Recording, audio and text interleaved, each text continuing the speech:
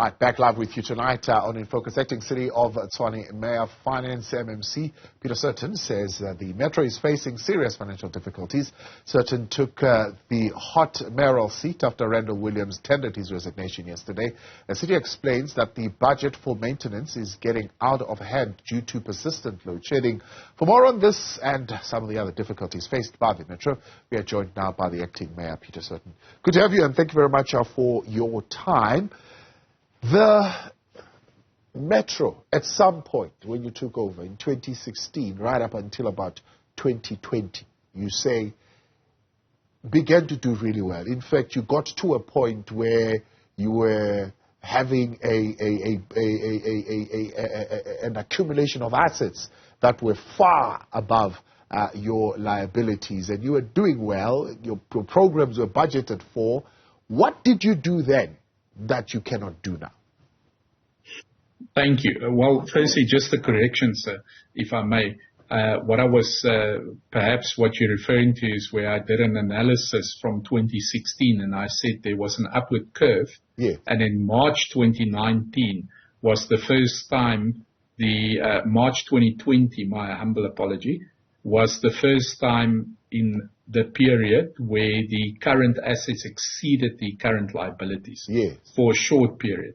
And then, unfortunately, the disaster management period struck in the City of Tshwane, and then, of course, coupled with the legal administration process, and from there on, it started going downhill. But there was a slow upward curve. I think it was going the right direction.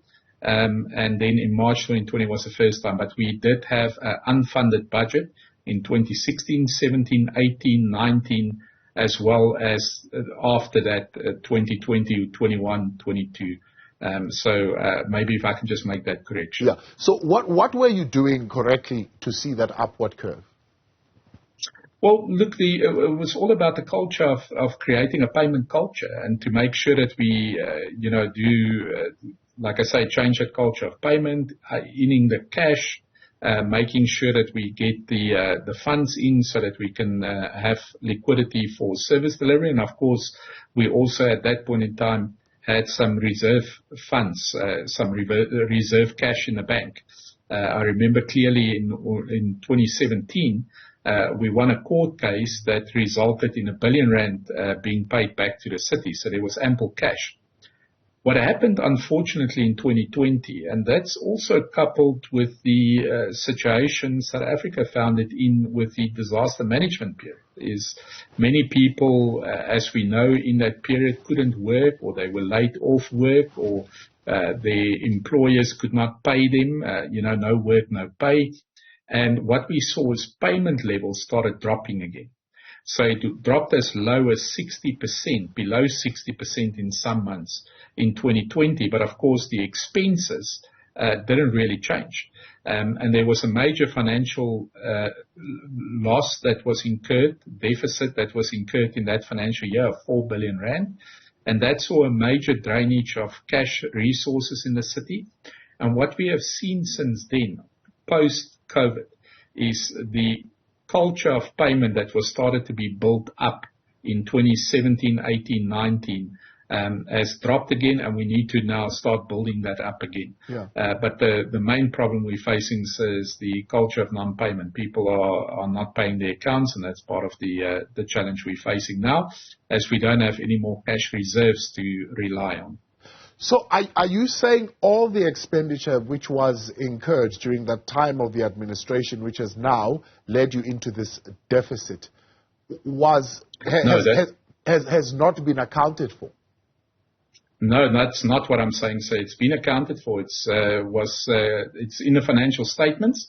If you look at the income statement, there was a R4 billion deficit. That's what I'm saying. Yeah. So I'm not saying that the money was disappeared out of the bank account. That's not what I'm saying.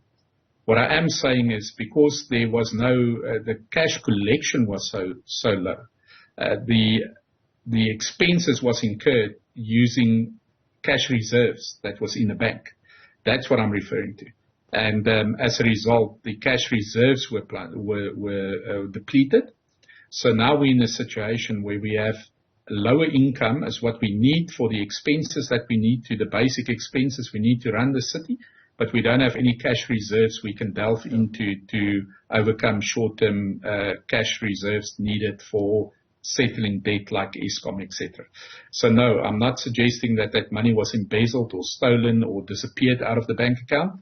But what I am saying is, in terms of the income statement, there was a 4 billion rand deficit. So in other words, 4 billion rand was spent more than what the income was in that financial year. And that could only have been done delving into the cash reserves. Right. Now you're coming into this period where you have such variables that are playing. One would think that, or would suggest that yourself as the political head, you would be exercising maybe tighter oversight, particularly on the accounting officers. But it seems that those controls have seemingly lax. I mean, if the report that has been leaked by the Auditor General is anything to go by. Absolutely. You know, the normal process would be to go through a oversight process where the CFO's office and the accounting officer, at that point in time we had an acting accounting officer, will prepare financial reports.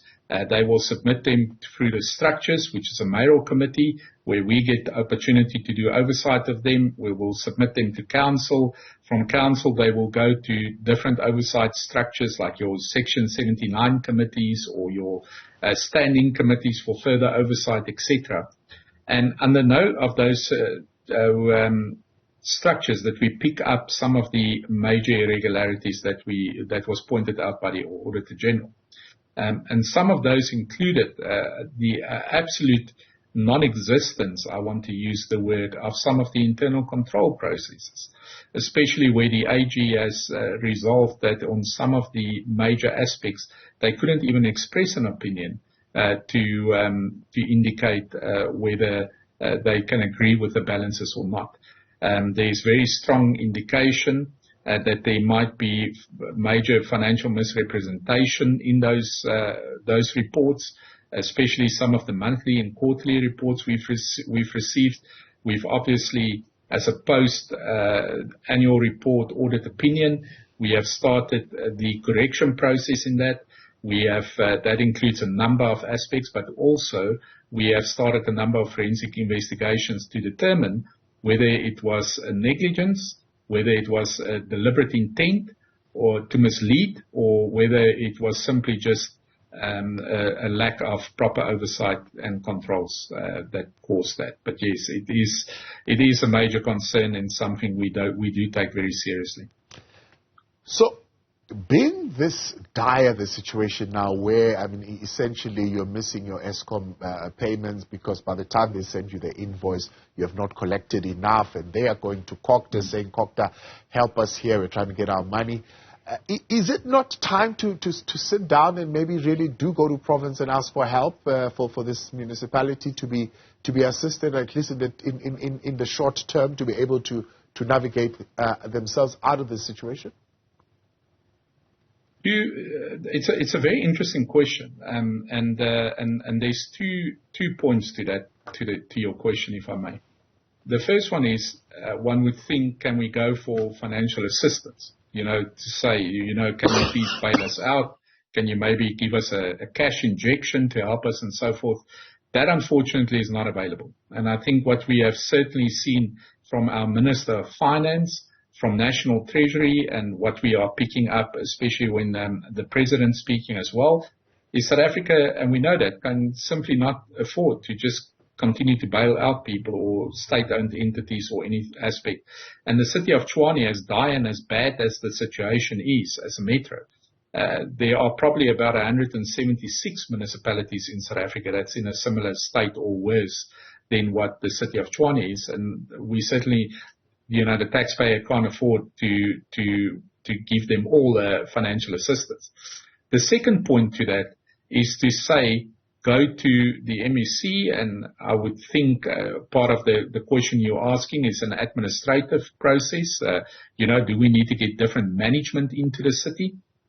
And that can contain various aspects. It can contain, you know, that they bring a different management to manage the administration, not the political structure, but the administration. Apologies. It can also mean that they can dissolve council and call for new elections within 90 days. It can take various aspects, but I think what we're seeing is that we are missing payments. We are in some cases not, Eskom definitely, and some of our other expenses, etc., not collecting the income and all that. But we're not the first municipality that have missed an Eskom payment and so forth. So that's not a grounds for an administration process. But also, if you think about it, this financial situation is not going to change within 90 days if a new election is going to be held. The second part to that is we have an exceptional city manager that we've appointed now, and I think part of the problem why we also are where we are is that we didn't have proper leadership in terms of the administration side. So the most equipped person in a municipality to bring change and that takes responsibility for everything is not the mayor, the executive mayor, it's the accounting officer or the municipal manager. That's the person that signs off on the financial statements. That's the person that has the keys to the purse. Politicians are prohibited from getting involved in the administration and into the money side of the administration, but the municipal manager does have that power. And for a very long time, the City of Tshwane did not have a municipal manager. We recall that the previous one, Moketsi Masola, resigned in 2019, and then from there was only acting positions for a number of years, and that certainly has taken its toll. But in September last year, Randal Williams, the executive mayor of Tshwane, appointed a very capable, one of the best city managers in South Africa, in the likes of Johan Metler, and that's the right leadership that we have in the city to change the ship and to make sure that the city gets back on board. Yeah. And I think on that basis, to come back to your question, is it not time to call in province? I think the boxes have been ticked in that regard, but obviously what we have done, we have approached National Treasury, which is from a metropolitan perspective, the body that we consult with, and we do have a voluntary financial recovery plan that we do in conjunction with them, where we ask for their help, and we've taken other steps to get National Treasury to come and assist us so that we can take all the steps to fix this situation and change it. And we've implemented some other measures in the City of Tshwane, cost containment measures, cutting down of expenses that we really can cut down on, that's not essential, to prioritize service delivery and other aspects. I appreciate your time. Thank you very much for coming on, acting mayor there in the City of Tshwane, Peter Sutton.